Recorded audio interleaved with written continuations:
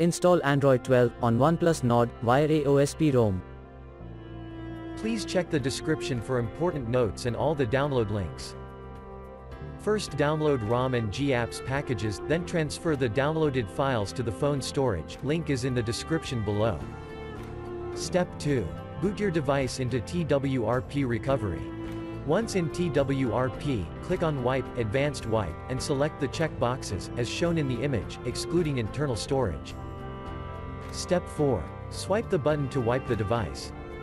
Step 5. Go back to the recovery main screen, and tap on the Install button.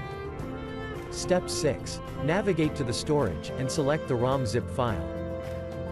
Step 7. Finally, swipe the button on the screen, to install ROM file. Step 8. Flash the GApps zip package, in the same manner. Step 9. After GApps flashing completes, select Wipe Cache and Dalvik from bottom left side of screen, and swipe to wipe. Step 10. When the flashing process is complete, hit Reboot System. That's it, you have successfully installed the ROM on your device.